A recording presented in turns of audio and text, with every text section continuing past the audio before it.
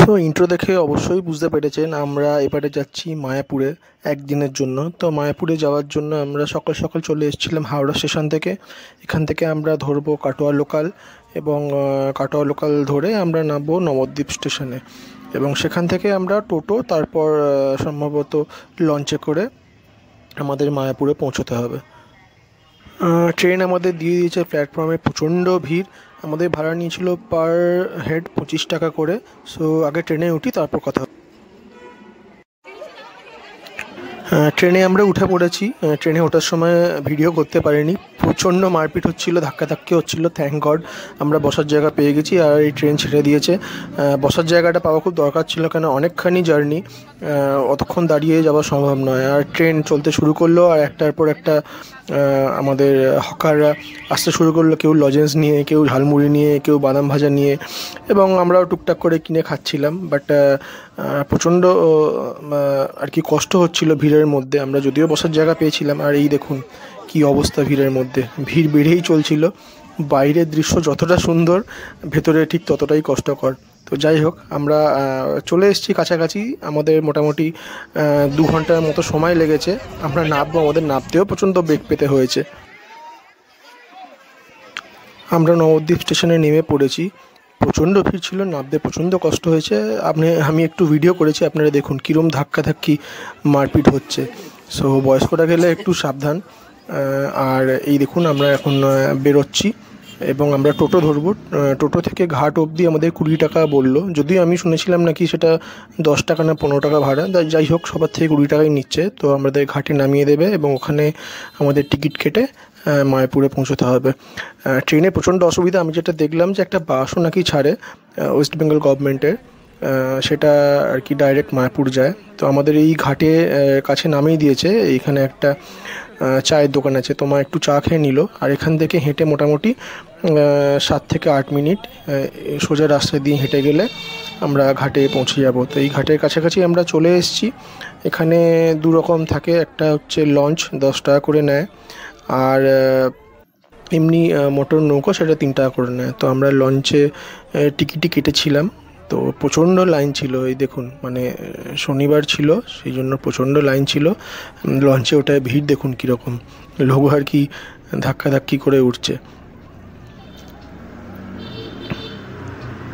So launch ছেড়ে দিয়েছে। লঞ্চে করে যেতে মোটামুটি 10 থেকে 15 মিনিট সময় লাগবে। দূর থেকে মায়াপুরের মন্দিরের চূড়াটা দেখা যাচ্ছে। আমি জানি না এখান থেকে দেখা সম্ভব হচ্ছে কি না। তো যাই হোক, লঞ্চ মোটামুটি চলে এসছে ঘাটের কাছে। আর নামছি আমরা এখানে। প্রচণ্ড ভিড়, বারবার বলছি, মানে ভিড়টা প্রচণ্ড আর কি। আর এখানে এই একটা বাঁশের সাঁকো মতো, এটা দিয়েই সব ক্রস করছিল আর কি। তো এই যে এখানে টিকিটও চেক করলো, তো টিকিটটা অবশ্যই সঙ্গে রাখতে হবে। এবং এখান থেকে মোটামুটি আমাদের 7-8 মিনিট মতো হাঁটতে হলো। এবং এই গেটটা দেখা যাচ্ছে, এখানে অনেকগুলো ছোট ছোট মঠ আছে। অনেকে হেঁটেই আর কি ইস্কনের গেটের দিকে যাচ্ছিল। তবে আমাদের যেহেতু লাগোজ ছিল, আমরা টোটো করে নিয়েছিলাম। টোটো ভাড়া 20 টাকা নিয়েছিল, বললো যে একদম গেটের সামনে নামিয়ে দেবে। আর বেশিক্ষণ না, এখান থেকে মোটামুটি ওই 7-8 মিনিট। প্রচুর লোক হেঁটেই যাচ্ছিলো এবং যাওয়ার পথে প্রচুর মন্দির আর আশ্রম আছে। তো টোটো আমাদের নামিয়ে দিয়ে গেছে একদম মন্দিরের সামনে, 15 টাকা করে ভাড়া নিয়েছে। তো আমরা এখন মন্দিরের ফার্স্ট গেট নম্বর 1, এটা দিয়ে আমরা ঢুকছি আমরা। তো এখানে প্রচণ্ড ভিড়, প্রচণ্ড আওয়াজ, তাই আমি আওয়াজগুলোকে মিউট করে দিয়েছি, নাহলে কিছু শোনা যায় না। তো মন্দিরের প্রাঙ্গণে ঢুকেই আমরা এই বাঁদিকে কুটিরটি দেখতে পাই। এখানে অখণ্ড হরিনাম কীর্তন হয় 24 ঘন্টা, এখানে সবসময় হরিনাম কীর্তন হয়। আর ডান দিকে আছে বিভিন্ন ভবনের যে প্রসাদম দেওয়া হয় তার কুপন কাটার লাইন। প্রচণ্ড লাইন ছিল, তো আমরা কুপন পেলাম না। তো আমাদের গিয়ে বললো ভবনে গিয়ে দেখতে যদি ওখানে কুপন পাওয়া যায়। তো আমরা এখন মন্দিরের দিকে যাচ্ছি।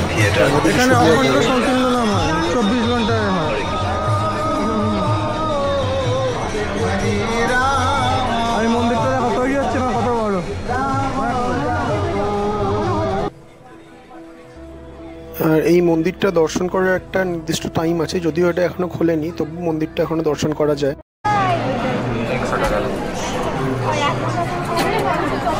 ভিডিও তোলা যাবে?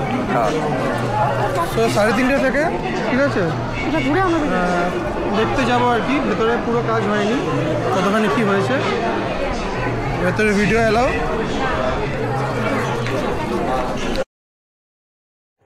আমরা রুম বুক করেছিলাম ঈশ্বদিয়া ভবনে, আমরা চলেছি ঈশ্বদিয়া ভবনের দিকে। আর এইটা গৌরাঙ্গ সুপার মার্ট, এখানে যাবতীয় স্টেশনারি, খাবার দাবার সব কিছু পাওয়া যায়। আর ডান দিকের মাঠেতে একটা বাস স্ট্যান্ড আছে, এখান থেকে বাস ডাইরেক্টলি আমাদের ধর্মতলায় যায় বা ধর্মতলা থেকে এখানে আসে।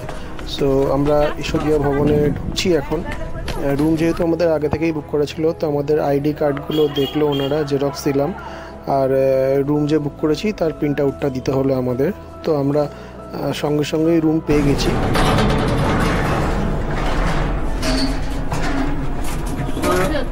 ইয়েস, রুম পেয়ে গেছি 1423, 4th ফ্লোর। তো এই লবি, এটা একদম বেসিক ক্যাটাগরির রুম এদের।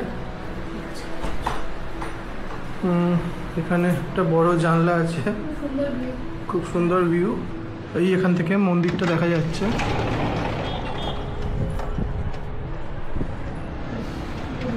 দুটো বেড দিয়েছে, দুটো লেপ দিয়েছে, আর এখানে দুটো গদিও দিয়েছে। তো এখানে বিছিয়ে শুয়ে পড়া যাবে। একটা সাইড টেবিল আছে, এখানে একটা টেবিল আছে, চেয়ার, আয়না, একটা 5 লিটারের জলের বোতল দিয়ে গেছে।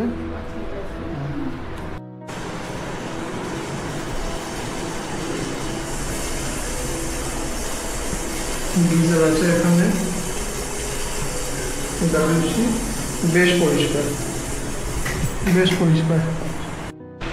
তো এটা হচ্ছে আমাদের রুম 1423, আর এই হচ্ছে পুরো হোটেলের করিডোর। এখন আমরা যাচ্ছি প্রসাদ গ্রহণ করতে। এই দিকের থেকে ভিউ খুবই সুন্দর, ওপেন। মামা কেমন লাগছে? খুব সুন্দর, দারুণ। হালকা রোদটা পড়ছে, ঠান্ডা সত্যি কথা বলতে সেরকম কিছুই নেই, কলকাতার মতনই প্রায়। এবার যেহেতু ফাঁকা জায়গা, সন্ধ্যের দিকে লাগতে পারে কিনা সেটা পরে দেখা যাবে। আর এখান থেকে পুরো আমরা মন্দিরটা দেখতে পাচ্ছি। এখান থেকে বেরিয়ে গেলাম এই করিডোর, আর এখানে একটা কমন প্যাসেজ, যেখানে নিচে রিসেপশন এরিয়া। আমাদের রিসেপশন এরিয়াতে ছবি তুলতে বারণ করেছিল, তাই এই জিনিসটা দেখাতে পারিনি। তবে এই আর্ট ওয়ার্কটা একটু দেখাতে চাইবো। কী সুন্দর রাধা মাধবের আর্ট ওয়ার্ক, জাস্ট দেখুন, খুব সুন্দর। পুরো এখানে ভগবানের যে বিশ্ব অবতারের রূপ, শয়নসজ্জা রয়েছে নারায়ণ এবং শ্রীকৃষ্ণ আর রাধা মাধব। চলুন এবার আমরা লিফটের দিকে রওনা দিলাম। আমাদের আজকে পৌঁছতে দেরি হয়েছে, তো কোনো ভবনেই প্রসাদ নেই। আমরা এখন ঈশ্বদিয়া ভবনে আছি, এখানে আমরা প্রসাদ পাইনি। আমি গীতা ভবনেও দেখলাম প্রসাদ পাইনি, আর অন্যান্য জায়গায় প্রচণ্ড লাইন। সো দেখি এখন গোবিন্দাসে যদি মানে খাওয়া যায় ওখানে খেয়ে নেবো। প্রসাদাম তো কোথাও পেলাম না, এবার রাতের জন্য দেখতে হবে। So let's see. প্রচণ্ড সুন্দরভাবে মেনটেন করা, আর এই ঈশ্বদিয়া ভবনটা খুব সুন্দর। কেমন লাগলো? দারুণ সুন্দর লাগছে। আমরা চারিদিকে ফুলগুলো তো ফুল দারুণ ফুল। আমরা একদম বেসিক রুমটা নিয়েছি, বোধহয় 1200 টাকা নিয়েছে, তাই তো? কিন্তু প্রচণ্ড ক্লিন, এসি নেই, গরমকালের জন্য অসুবিধা, আদারওয়াইজ প্রচণ্ড পরিষ্কার, প্রচণ্ড পরিষ্কার। লোক কোনো ভবনেই আমরা প্রসাদাম পাইনি, তবে এই মাধবেজ যে রেস্টুরেন্টটা ছিল, এখানে প্রসাদাম 100 টাকা করে বিক্রি হচ্ছিল দুপুরের যে লাঞ্চ যেটাকে বলা হয়। তো আমরা সেখানে ঢুকলাম, তো আমরা 3টে আর কি প্রসাদাম থালি নিলাম 100 টাকা করে। টোটালটাই ভেজ এখানে, এবং এখানকার খাবার একদম পেঁয়াজ রসুন ছাড়া হয়। এছাড়াও এখানে কেক, পেস্ট্রি, পিৎজা, চাউমিন সবই ছিল আর কি। যেহেতু দুপুরের খাবারটা মানে আমাদের ভাত না খেলে ঠিক হয় না, তো এই থালি, তো এই থালিটা আমরা নিয়েছিলাম 100 টাকা করে। তো এই থালিটা বেশ ভালোই ছিল আমাদের লাঞ্চের জন্য। খাবার আমাদের চলে এসছে। এখানে একটা তরকারি দেখতে পাচ্ছি, একটা পনিরের তরকারি, চাটনি, লুচি, বেগুনি, এখানে গোলাপ জামুন, ডাল আর ভাত। তো আমরা সেম নিয়েছি।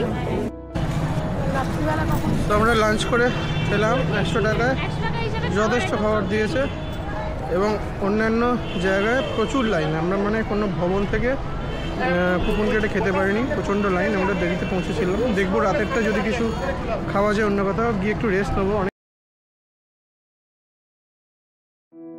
সো দুপুরে লাঞ্চের পর একটু রেস্ট নিয়ে নিলাম, সেই ভোরবেলা উঠেছি। এখন 3:30 বেজেছে জাস্ট। তো আমরা যাব এখন ভেদিক প্ল্যানেটোরিয়ামে। ওখানে তো মন্দিরটা তৈরি হচ্ছে, তো ওটা একটু দেখব। ওটা ঘুরিয়ে মানে 3:30 থেকে টাইম আছে, তো ওটা দেখব। তার জন্য আমাদের 50 টাকা করে অনুদান দিতে হয়েছে প্রত্যেককে। সো ওটা দেখে তারপর আমরা মন্দিরে সন্ধ্যা আরতি দেখতে যাব। তো খুবই সুন্দর, লোকজন ছবি টবি তুলছে এখানে।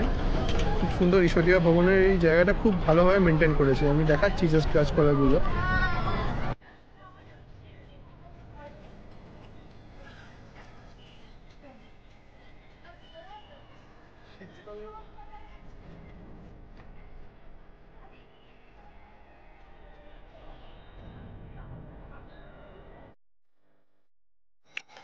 আপাতত এটা ইস্কনের মূল মন্দির।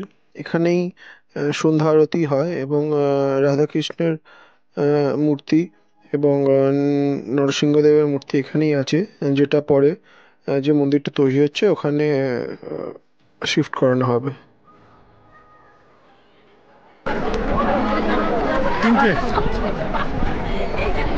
টিকিট চেক হলো, এখানে করলো, তো ইজি ঢোকা যাবে না। বিশাল বিশাল।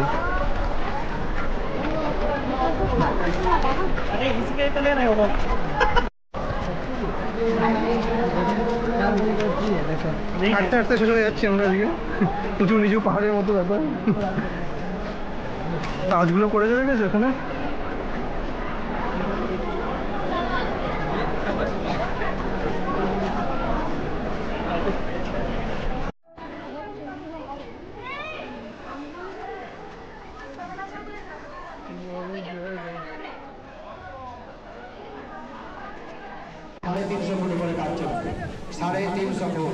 এখানে অনেক রকমের ইনফরমেশন দিচ্ছিল, যেরকম মন্দিরটা কবে থেকে তৈরি হচ্ছে, কত টাকা খরচা হচ্ছে, ডোনেশন কারা কারা দিয়েছে এবং মন্দিরে কোথায় কি থাকবে, এইসব ব্যাপারগুলো। সো সেগুলো শুনতে খুবই ভালো লাগছিলো এবং কিছু নলেজও গ্যাদার করা যাচ্ছিলো। এটা আমাদের পৃথিবীর দ্বিতীয় বৃহত্তম মন্দির হবে। সো এটা সত্যি পশ্চিমবঙ্গবাসী হিসেবে তথা ভারতবাসী হিসেবে আমরা সত্যি গর্বিত। তো যেগুলো বলছিল সেগুলো সবাই মন দিয়ে শুনছিল।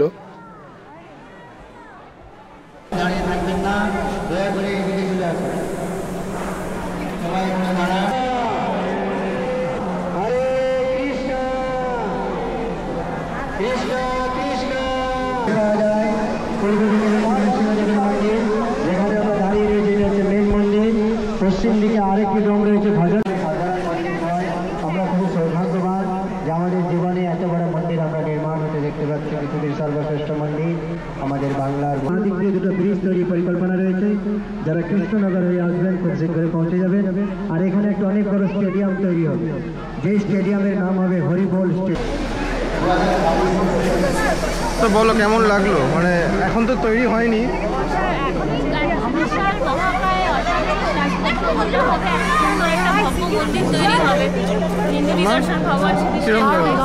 যখন হবে আসবে তো তখন নাকি?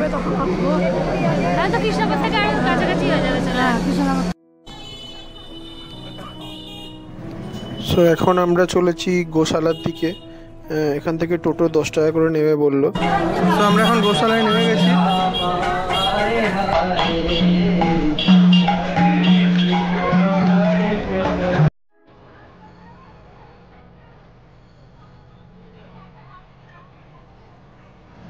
গোশালাতে অনেক গরু রাখা আছে, বিভিন্ন রকমের গরু রাখা আছে।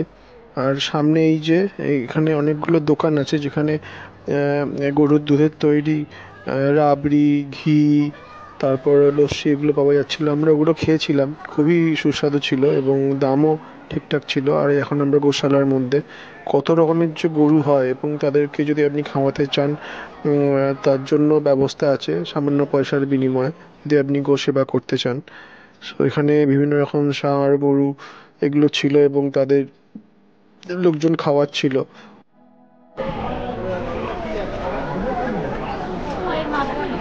অসুবিধা নেই। না না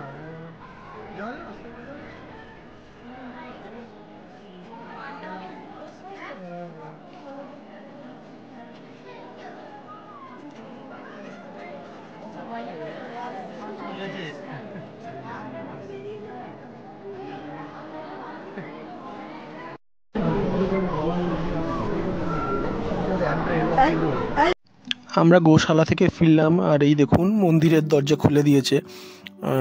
এখান থেকে কি অপূর্ব লাগছে। আমরা ভেতরেও গেছিলাম এবং সত্যি বলছি ভেতরে অলরেডি সব লোকজন বসে আছে। আমরা কিছুক্ষণ দাঁড়িয়েছিলাম, যেহেতু ভেতরে ক্যামেরা অ্যালাউ নয় সেই জন্য ভেতর থেকে দেখাতে পারলাম না। বাট এই দেখুন বাইরে থেকে কি অপূর্ব দৃশ্য, লোকজন ভিড় করে দাঁড়িয়ে আছে এবং দেখে সত্যি মনটা মুগ্ধ হয়ে যায়। তো যাই হোক, এবার আমরা পাশে একটা মেলা হচ্ছে, সেই মেলায় আমরা গেলাম।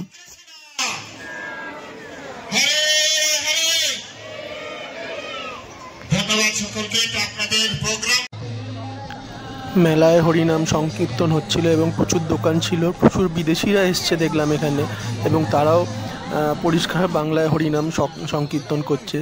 এটা দেখে খুবই ভালো লাগলো। প্রচুর দোকান ছিল মেলাতে, খাবার দোকানও ছিল এবং জামা কাপড়ের দোকান ছিল অনেক। তো এরকম সাজিয়েছিল মেলাটা। তো মেলাটা দেখতে খুবই ভালো লাগছিল। তো আমাদের সন্ধ্যেবেলা কিছু হালকা ফুলকা খাবার ইচ্ছে ছিল, তো এখানে গোবিন্দাস যে ক্যাফেটা ছিল আমরা এখানে এসছিলাম। তো এখানে রেস্টুরেন্টও আছে এবং ছোট ক্যাফেও আছে, বাট এখানে চা পাওয়া যায় না। এখানে মা চা খাবে বলে এসেছিলো, তো এখানে হার্বাল টি পাওয়া যায়।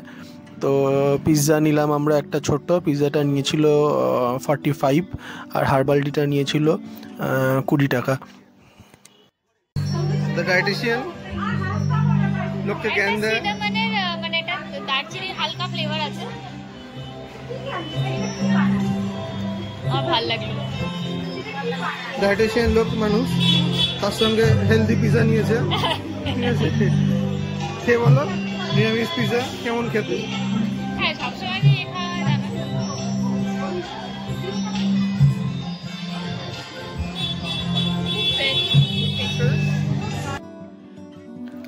আমরা একটু ইস্কন মন্দিরের বাইরে বেরিয়েছি।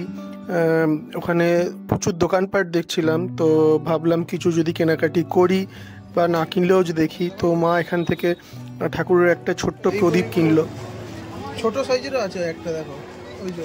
দেখো তুমি এটা স্ট্যান্ড হিসেবে বসাতে পারবে, তোমার কোনো আলাদা সাইজেরও আছে, খুলতে করতে লাগবে না। এগুলো কিরম দাম দাদা? কোনটা 90 টাকা।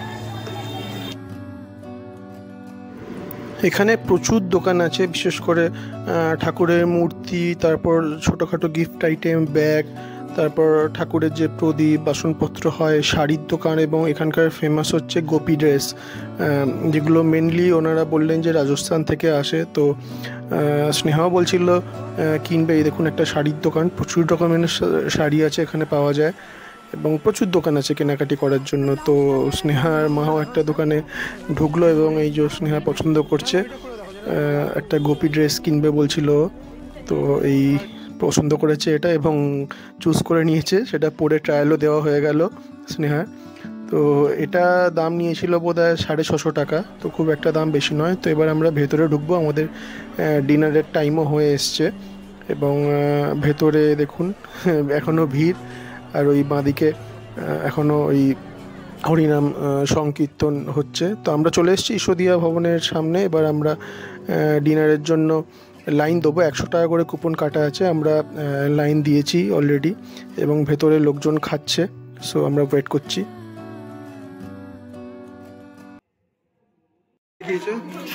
রুটি, ভাত, বেগুনি, পাঁপড় ভাজা, রসগোল্লা আর এটা একটা বোধহয় কিছু ডালের তরকারি, হোয়াইট বিনস রাজমা টাইপের কিছু, একটা বোধহয় পেঁপে আলুর তরকারি আর একটা ডাল, তলে একটা আলু ভাজা বলে কিছু একটা দিয়েছে, আলু পোস্ত ভাজা। আচ্ছা, আর ওটা কি? বেগুনি। তো খেয়ে দেখা যাক কেমন, খেয়ে বলো কেমন ভালো লাগবে কি, কোনটা খেলে? পাঁপড়টা ছোট দিয়েছে। খাওয়া দাওয়া কমপ্লিট। 100 টাকার কুপনে যথেষ্ট ভালো খাওয়া এবং পরিষ্কার পরিচ্ছন্ন। তো আমরা একটু হেঁটে নিলাম বাইরে। তো আজকের মতো আমাদের দিন এখানেই শেষ করছি, ভিডিওটা এখানেই ক্লোজ করছি। আর দেখুন ঈশ্বরদীয়া ভবনটা কি সুন্দর লাগছে। দেখা হচ্ছে কালকে সকালবেলা। তো এখনকার জন্য গুড নাইট।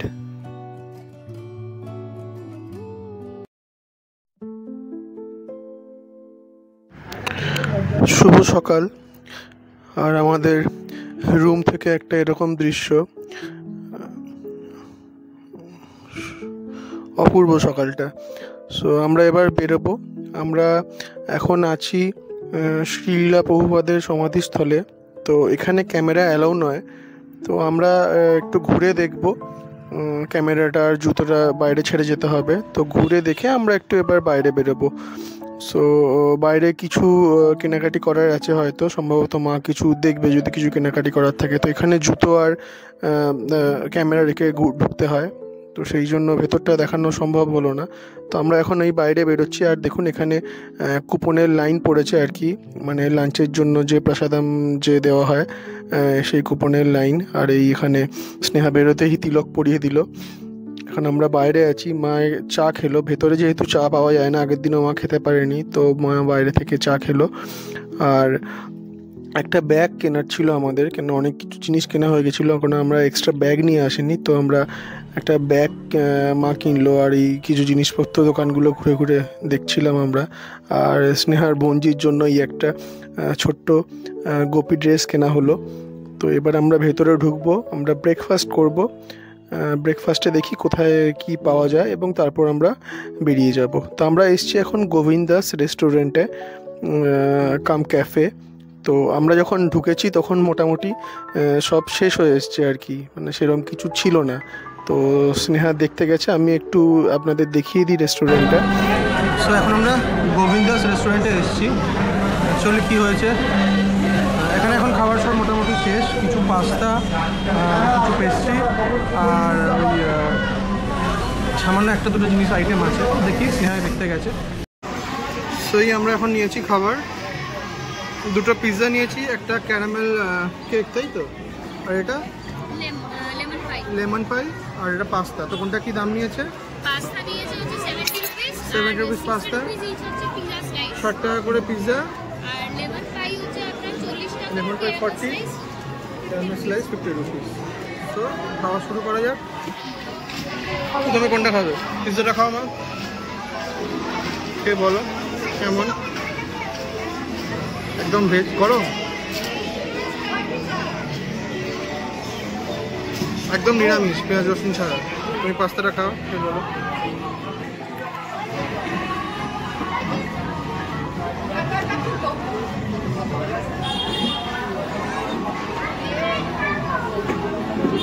ঠিক আছে,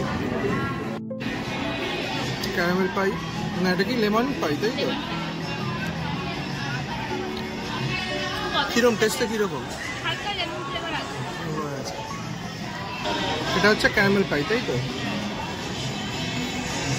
ক্যারামেল কেক, ক্যারামেল কেক, ওকে।